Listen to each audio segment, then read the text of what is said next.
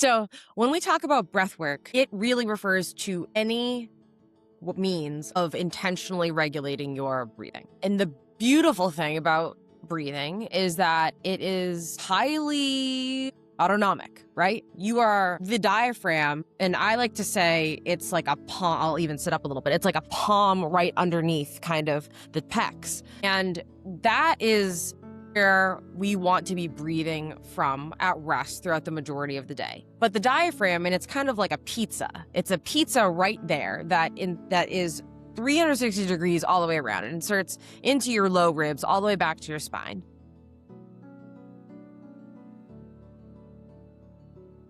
Hello, everyone, and welcome back to Trauma, Training and Transformation. It's the podcast where we explore movement heals the mind. We look at different avenues, different conversations, and different experiences and share those so hopefully someone who's listening to this episode will learn from it and use it in their own daily life, dealing with any form of trauma. I'm Dr. James Alder, and today I sit with an individual that looks at working with individuals who suffer with any kind of form of trauma, and intersect resilience, psychology, physiology, performance and recovery. Today we're going to explore into something that we think about but don't actually deal with, something that we use every day without putting a second thought, and that is breathing. I'm joined with a very special guest, Rachel Lee, who's a breathwork practitioner who works at the center of helping people to reconnect with their nervous systems, rebuild trust in their bodies, develop a grounded relationship with both stress and emotion. Rachel, thank you for joining us today, and for the benefit of our listeners, please introduce yourself. Yeah, thank you so much for having me, James. So my name is Rachel Lee. I'm the founder of Ice Bath Boston and Breath, and this is a one-to-one nervous system regulation studio where we teach complementary tools, specifically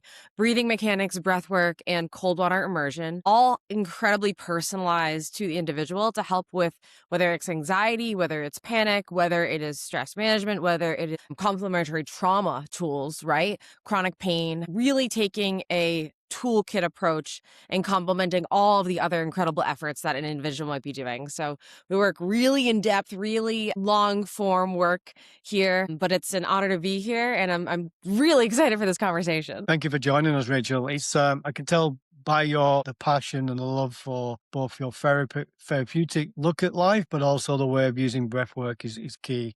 So first of all, what drew you to breath work? What was happening in your own life that got you to look at this as a potential remedy for yourself? Yeah. So in 2022, I had just moved to Tulum, Mexico, and it was my second day there, and I was invited to take an ice bath. And the problem is that I had moved from Boston, Massachusetts, super cold, very intentionally to Tulum, Mexico, to 100-degree Fahrenheit weather, with the hope that I would never be cold again. Fortunately, I didn't have a single friend there, and this was literally like my first social invitation, and so I had to say yes. I had no other choice. So I go, and I look around, and it's this overflowing bucket of ice, and I was guided how to take this ice bath. I was guided how to breathe during it. I was guided what to think, and I stayed in that first time for 6 minutes. But the more important thing was I felt this incredibly deep sense of inner safety, of warmth and deep relaxation, and confidence. And I got out of that thing feeling like the Hulk, like mentally and physically. I didn't think there was anything I couldn't do. And I was awestruck by those sensations because I really had been looking for them for the past decade before that. Because 10 years before, 6 days after I graduated high school, I witnessed the tragic death of my high school boyfriend in a car accident. And the anxiety and depression that I was diagnosed with after that really altered the trajectory of my life. I had wanted to be pre-med, like my mom, be a doctor. I couldn't handle that course load. So after I graduated college, I was a teacher in Amman, Jordan. I taught high school chemistry and biology, and then I worked in Philadelphia for public schools. I'm teaching math and science. And then I ran my own company. It was a women's strength training and nutrition coaching company. So at that point, when I got out of that ice bath, I thought I had been doing a pretty good job on my own mental health, right? The doctors and the therapists throughout that last last 10 years, they had put me on 4 medications: trazodone to sleep, Ritalin for ADHD, and Celexa and Wellbutrin as mood stabilizers. So for that whole 10 years of my young adult career, I was put on 1 medicine to go to sleep and 3 to keep me afloat. And so for that stupid bucket of water to have given me everything that no doctor, no therapist, no medicine, and not even my career then as like a strength trainer, nutrition coach, like daughter of a doctor, I thought I knew some stuff. I was pretty perplexed. And so I decided to do a little experiment with myself. And for the next 100 days, I did a breath work in an ice bath every single day. And I started to feel really good. And I reached out to my doctor and I was like, hey, can we go off some of this stuff? And gradually we did. And so in about 4 months, we went down from 4 medications to 1. And ever since then, I have dedicated my life to studying breath work, breathing mechanics, and cold water immersion, really as complementary tools, especially in my own case, to everything I was already doing, to help individuals enhance their capacity and really unlock their capability to shift gears in their body in real time, and to take like a bottom up approach rather than kind of a lot of the top down approaches that I had been taught. So that's how I got into this work. Really appreciate that, mate. And first of all, thank you for sharing that really personal experience. I'm sorry for your loss, but more importantly, I'm glad you're here and you're, I guess, sharing your, not just your experience, but your journey and how you've overcome certain elements by just finding a pathway for yourself. And through that, when did you realize the breath work was more than just a technique for you? It's something that you could generally shift from, obviously, the medication which is prescribed to living your own experience through the breath work. So it's funny because for the longest time, as I was exploring breath work and getting to know it, I thought it was super woo-woo. I was like, there's this unregulated, like uncharted space and everyone's doing all sorts of crazy stuff, from like holotropic experiences that last 3 hours. And I was kind of wondering what the lay of the land in the industry and how everything was getting glued together. And then I met Dr. Belisa Vranich, and she is a psychologist out of San Diego, and she was talking about breathing mechanics. And I thought that was really interesting because breathing mechanics take into account how we breathe 24 hours a day, 7 days a week, for all 21,000 breaths a day. And this is not something that's talked about in the breathwork world as much. And what I found is after taking her course, her teacher training course, and then being that kind of kid in the front row of a Zoom class that just kept raising her hand, kept picking her brain, and ended up working with her. And we co-authored a paper on breathing mechanics and her assessment called the Breathing IQ. And we published that in Frontiers in Physiology last year. And it was through that trajectory of that experience, learning her body of work, adapting it to myself, that I saw my own breathing mechanics shift really from a very anxiety driven apical breath where it's kind of more accessory driven, like, right, to a more robust 360-degree diaphragmatic breath that allows for rib expansion, that allows for your body to relax and open instead of being braced and having a breath that is really reflective of fear and threat, right? And so I found that being able to take thousands of breaths a day that told my body I was safe really helped me shed a lot of those anxious feelings and moved me from really feeling like anxiety was a trait. And we talk about trait versus state anxiety a lot in the research, to really helping de-identify myself with that and saying these are temporal states that now I can literally shift out of, and being able to see my breath as a reflective sign of where I was, like how far into an anxious feeling was I, and how can I intervene sooner? So really unlocking my own breathing mechanics as being something transformative for me. I was like, why is no one talking about this? And what I've found really is that when people have this foundation of really good mechanics, all the other acute tools, whether it's box breathing, holotropic breathing, hypoventilation, whatever it is, all those things work better. But until you have that foundation, I think there is an order of operations that we can be using breathing tools, and that order of operations is really important and not talked about enough. I appreciate that. And for those who might be listening, we talk about breathing a lot in the way we use it for normal bodily function, and we use it for training. For those who might not be aware or might come across the term breathwork for the first time, could you just explain what it is? Just for the layperson so they understand, me included, what is breathwork? My favorite question. So when we talk about breath work, it really refers to any means of intentionally regulating your breathing. And the beautiful thing about breathing is that it is highly autonomic, right? You are the diaphragm, and I like to say it's like a palm. I'll even sit up a little bit. It's like a palm right underneath kind of the pecs. And that is where we want to be breathing from at rest throughout the majority of the day. But the diaphragm, and it's kind of like a pizza. It's a pizza right there that is 360 degrees all the way around. It inserts into your low ribs all the way back to your spine. And when you inhale, the diaphragm flattens. And when you exhale, it turns into more of an upside down bowl. So inhale, we widen. Exhale, we narrow. And the fascinating thing is that we don't have a ton of sensory nerves around the diaphragm, because if we did, you would notice every breath, 21,000 breaths a day, that drive you absolutely nuts. So there is the automatic kind of background baseline breath that we do all day, every day.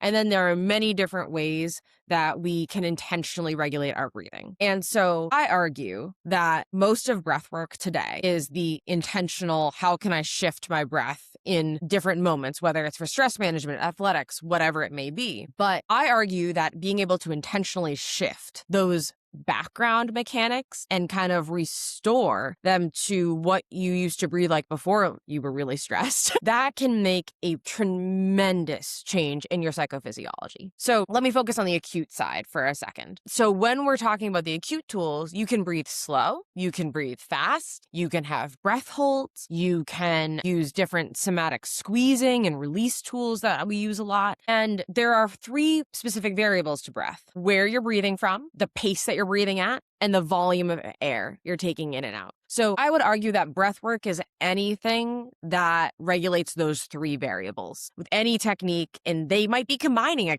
couple different of those variables as well. For those who suffer some form of trauma, and it could be traumatic experience, it could be involved in performance environments, they often lose self-trust, trust in their own bodies, the physiology, the way that they overcome psychological issues. So what does breathwork do within the nervous system to help challenge those situations? Yeah.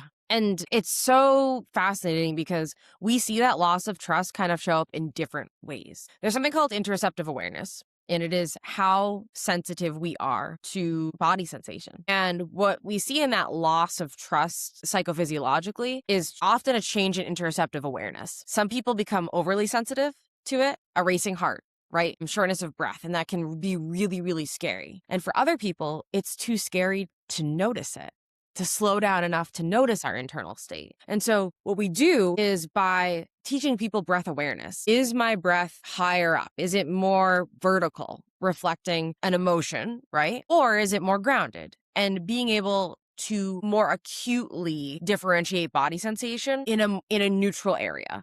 So if someone's overly sensitive, we bring them back a little bit. If someone's undersensitive, we help restore some of that awareness. But so learning how your context shapes your breath and your body sensation. So that way someone might realize, oh, wow, in that specific situation, my hands get really warm. And that means that maybe I am feeling a little anxious or a little fearful or maybe anger. And being able to link body sensation in a safe, neutral perspective to emotion is an incredible bridge, because you can take that journey as slowly as someone needs, right? For some people, as I was saying, it's really scary to drop into the body, right? And so we might use some totally different tools of not saying, okay, what do you feel in your legs? Because that honestly can be too much for people. And I'll have them just notice them pressing their feet down and releasing, or squeezing their hands and releasing, and kind of dipping the hand into body sensation and coming back. So we're never going in too quickly. That's a massively important thing about somatic work when someone has been subjected to trauma, because it can be terrifying to go inwards. And so the thing that I love about breathwork, and really taking a very individualized approach to it, is you cater it to where someone's at and where they want to go. And you can constantly pivot to help someone feel safe their entire journey with you. So after someone learns the body sensations and the emotions, then they're able to better predict their response to a situation and intervene sooner. Just knowing their body, knowing their response is better. And that knowledge, that understanding builds so much agency in people, where you're like, okay, I trust my ability to recognize sensation. I trust my ability to be honest with myself about the emotion. And more importantly, I trust myself to be able to shift my state because I have a toolkit, which I think is the coolest thing in the world. I have clients that have been through it, right? And they'll tell me something that used to eat at me for weeks. Now I can work through in about a couple hours, right? And that's because they've practiced it through the breath work, but how we use cold water immersion too is the practice playground to shift state. Because once you know you can do it in there, you can do it anywhere. That goes to people in very different situations, people living with chronic stress, performance anxiety, living with trauma, suffering with some form of anxiety anyway. But when you feel that your body has felt unsafe for a long time, and that could be something controlling your ability to overcome these issues, how does breathwork then begin to rebuild that trust between the mind and the body? Yeah. And it's kind of like what I was saying before, when people are at all different stages of that trust, when we're able to say, okay, I have a really long intake process. So that's one thing that I'm trying to advocate for in this field, is really getting to know what the client's been through. And the great thing is that I'm not a therapist, right? I don't need to know everything about what someone's been through. All I need to know kind of is like, yes, no, have you been through a lot of trauma? And a simple yes or no, if the client feels comfortable answering that question, they don't have to. That can give me a little heads up about what techniques might be a best fit for them. So the first thing is kind of when we're trying to create emotional safety and trust, we do this long intake process. We do a lot of expectation setting. So I'll be very collaborative in my work with people. So I'll say, based on this, maybe because meditation hasn't worked for you and you've only gotten so far in therapy, but emotions are still really scary for you, then I might say, okay, we need to do some body scanning work, but we need to build your interceptor vocabulary, but that might be too much. So what I propose is that we do like a 3-piece quick body scan where all you do is tell me how much or how little you notice you pressing into the ground or squeezing something. So that's kind of how we'll start there. We start with the neutral sensation of body language, and we go into active awareness, not passive. And then we add in breath. We add in movement too. So sometimes I'll, with more rhythmic breathing styles, we'll draw a lot of awareness to the difference between your abdomen and your chest and your neck, right? Feeling the breath in all those places. And we take a really gradual approach to stillness. It's really important that everyone is able to go as slowly as they need to on this journey. Body work, in somatic work, interoceptive awareness can look so different person to person. And that is, I think, why establishing that rapport with someone is so important for me to get to exactly what I was saying, like where they are right now, where they want to be, what they've tried, and what really hasn't worked for someone. Because that is very important information that guides the tools that I invite someone to use. Very much so. And I think you touched there about stillness. Often people who suffer with trauma, being in that motion of stillness, that quiet, can often be more threatening due to the noise the mind will go through, allowing threatening and damaging thoughts to overcome them. And that's one of the reasons why they struggle to find something to help them through that process. And you touched there about creating, a trust relationship with your clients. But how do you create that emotional safety net so then the client or person suffering trauma can believe in the breathwork session, so that it makes them feel safe in their own body? Yeah. And when we're creating that, one thing that I'll always let someone know. So after I've kind of told them, hey, here's the heads up for what I'm thinking we do today, but what's your goal, right? I always have a plan for every session, but every time a client comes in, I'm asking them what their goal is. And I think the biggest thing is expectation management. So I'm always saying, hey, if we do any of these techniques, what you might experience today is tingling in your hands or your feet. You might experience cramping in your hands or your mouth even. You might experience a wave of warmth or cool or floating off the ground for half a second. And you may even experience an overwhelming urge to laugh out loud or shed a tear. Like bonus points if you do both, right? But at any point, every style of breathing that IQ is an invitation. And you do not have to accept that invitation. If at any point it's too much for you, slow down your breath. Please, you can open up the eye mask to let in more light. You can raise your hand. You can just tell me that we should shift. But I think the biggest thing is that expectation management of saying, okay, here's what we could experience with these techniques today. How far do you want to go? And because it's really interpersonal one-to-one work, the whole time I'm coaching someone, I can see the micro expressions in their face. And so based on if someone has said like, I want to release a little bit of anger, but like I don't want to go somewhere scary, then if I see their face tightening up, I will immediately slow us down or something like that. It's kind of like it's really flowing together, I would say. So that's the way that it's through tremendous collaboration and communication that we create trust in these practices, that we create safety. And so that way the person always, always, always should feel that they are able to dictate their own agency in these practices. If you're listening to this conversation and it's resonating with you, please do me a big favor. Please follow, subscribe, and share it with someone that you believe might benefit from listening to this message. It helps me with the algorithm, but also it helps get the message out to those who need it.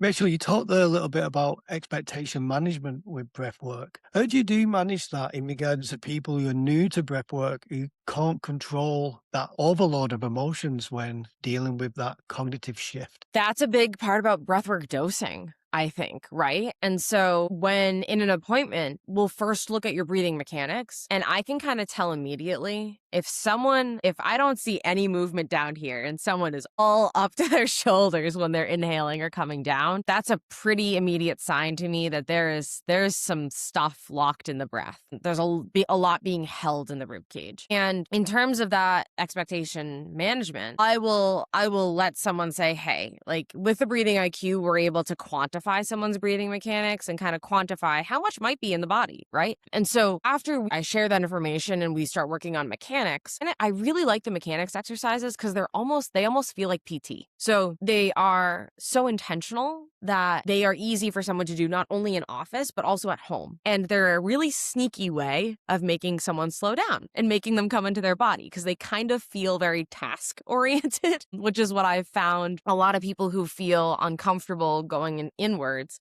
They need it. They need like a little bit of a North Star as they're doing this work to be able to do that. But then after we kind of go into those mechanics and I have a good sense of what that person kind of needs, we will work up incredibly slowly to different types of tools. So one of my favorites to use with people is intentional hyperventilation, but I have dosed that so slowly over months with people. I have a couple people that have come in with panic attacks that I realize they have a hypersensitivity to shortness of breath. And so we will do 3 rounds where I slowly guide them in. They do what I'm about to say, and then I bring them back down and we debrief. And those little bursts might start at 5 fast breaths. 5. And then by having just done a microdose of that in their window of comfort, within their window of tolerance, and barely towing that line, then what I find is as people come back down, we say, okay, like,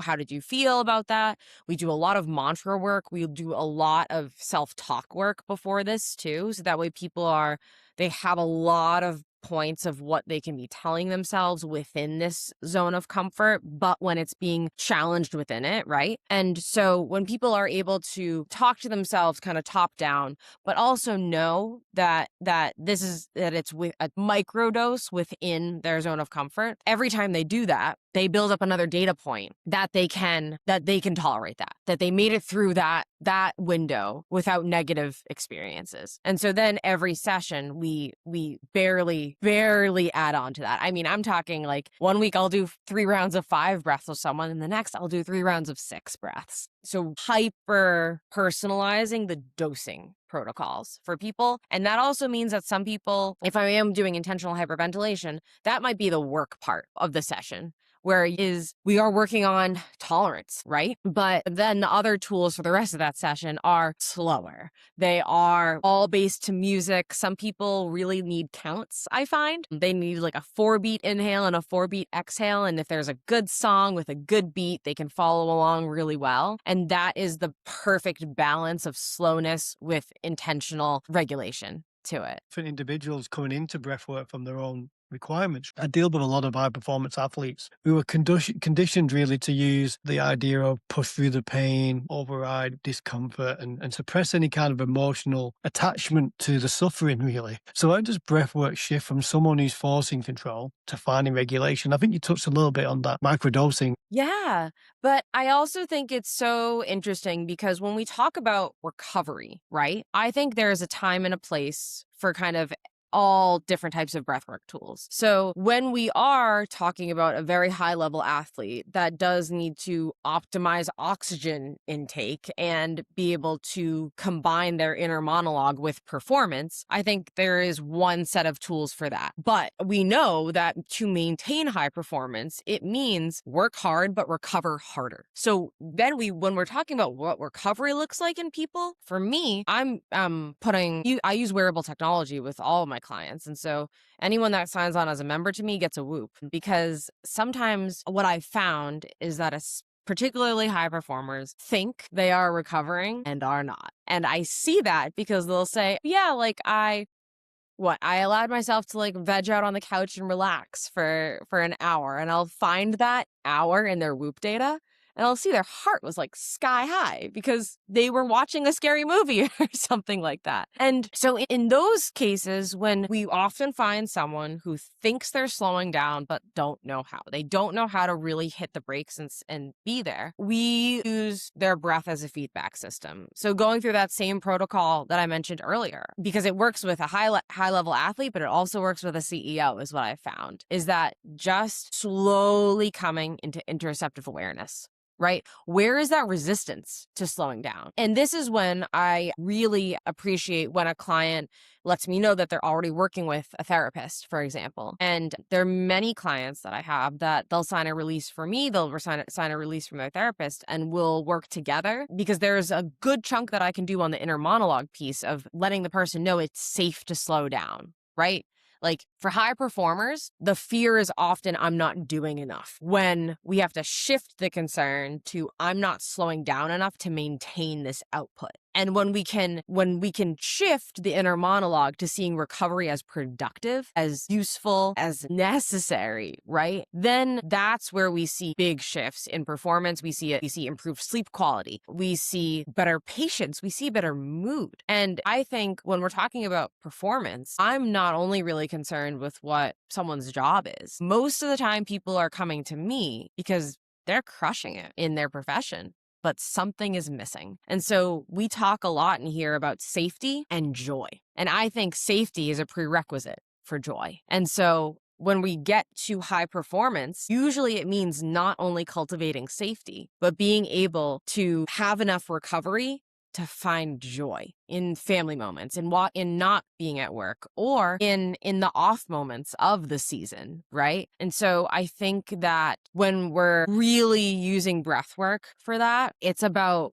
helping someone channel that fixer, that productive, that need to go energy into a different form. On that, if you don't mind. So you have people who work in stressful environments, workplaces, or high performance athletes and coaches. What deeper changes you tend to see in these people when they use breath work over time? Yeah.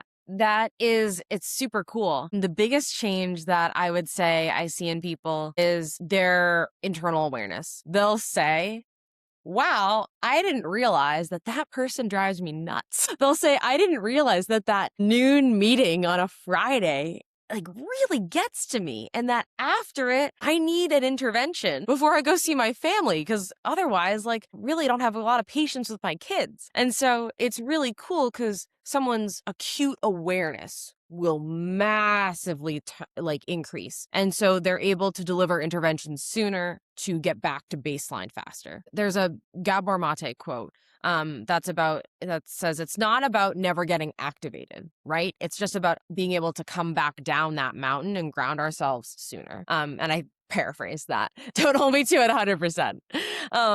But what with that, when we're able to shift states sooner, when we're able to get back into safety sooner, what we see is a clearer headspace. We see better sleep quality. We see less reactivity, more patience at work, at home, in relationships, and we see a lot fewer maladaptive coping strategies. Having been a teacher and the daughter of a doctor, I got really into discussing coping as a skill, as a hard life skill, just like driving, with all my clients, because we don't talk about it anywhere. And the literature on coping is astounding. How we cope interacts with our lifespan, to addiction, to gambling, to obesity, to levels of ADHD, and so many other aspects of our life. So the most beautiful thing that I think I see is a drop in maladaptive coping mechanisms. There will be less avoidance. There will be less behavioral disengagement. There will be less substance use. I mean, in a lot of my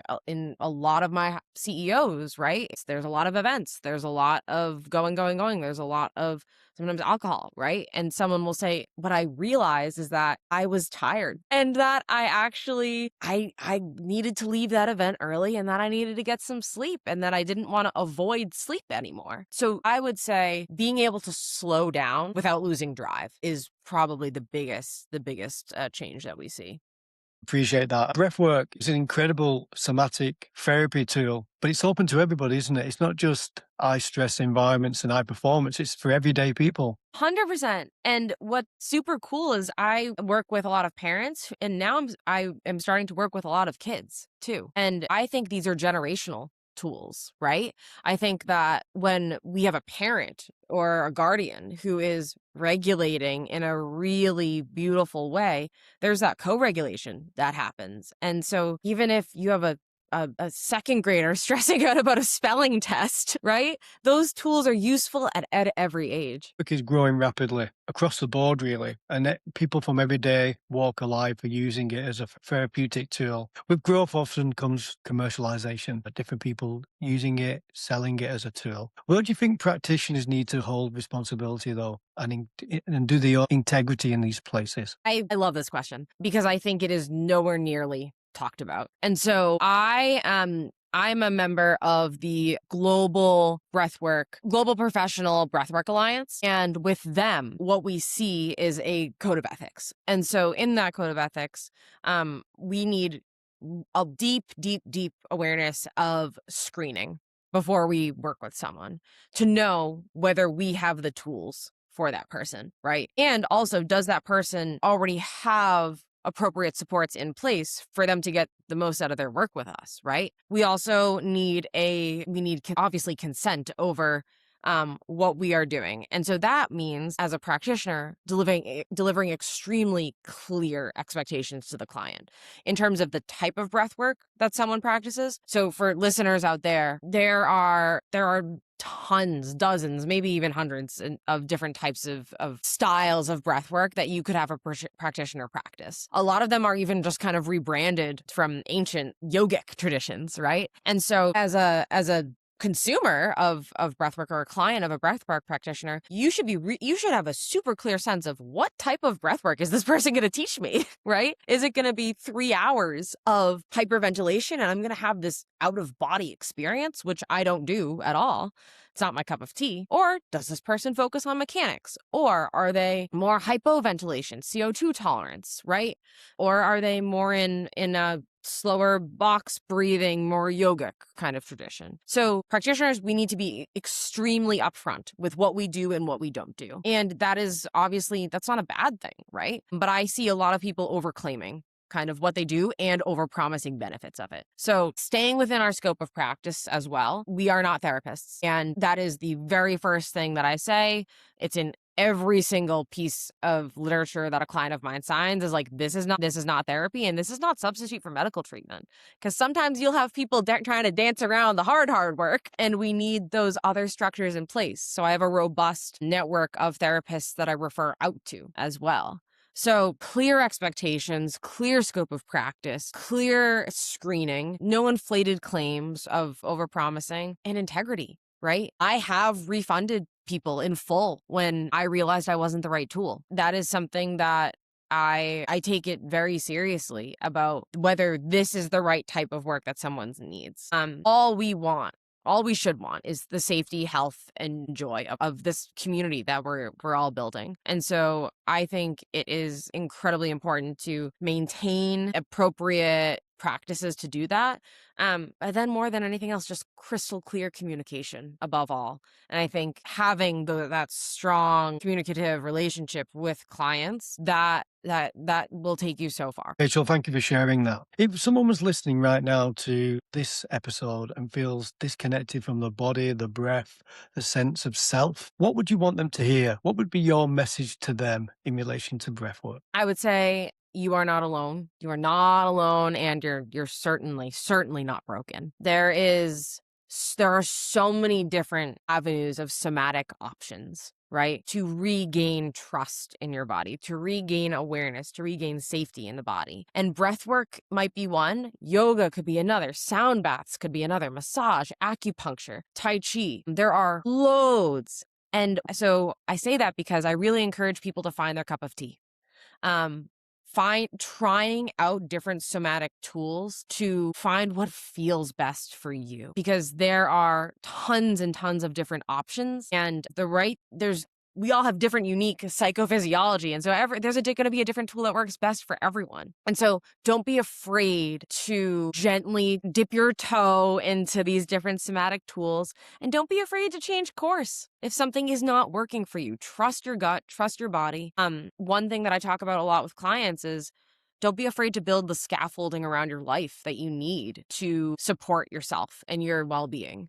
We often think we have to do this alone, and that couldn't be further from the truth. We are each building off of each other's energy, each other's knowledge, and each other's compassion and care. I'm not an infinite well. I have my own resources, right? My own therapist, my own exercise community, my own acupuncturist, right? And so thinking we can do it alone is the thing that holds us back. We're communal beings. And so don't be afraid to build the scaffolding around you, to reach out for help, and to keep trying until you find what is right for you. And if at any point something doesn't feel right in your gut, trust your gut and call a spade, tell the practitioner, if it doesn't feel right, and give yourself full permission to switch course. Thank you very much for today and sharing your very personal and powerful message regarding breathwork. For those who's listened to this podcast, if it resonates with you, please like, share, and subscribe. You can find this podcast on Apple, Spotify, Amazon, or wherever you find your podcasts. You can also watch the full video on my YouTube channel, James Alder 003. You can follow my Substack, where I share weekly tips on using movement to heal the mind. Breathing is a natural bodily function. It's always with us. It doesn't need equipment. But if you do need to get help using breathwork, please reach out to your nearest practitioner. Until next time, keep showing up. And remember, movement heals the mind. See you at the next one.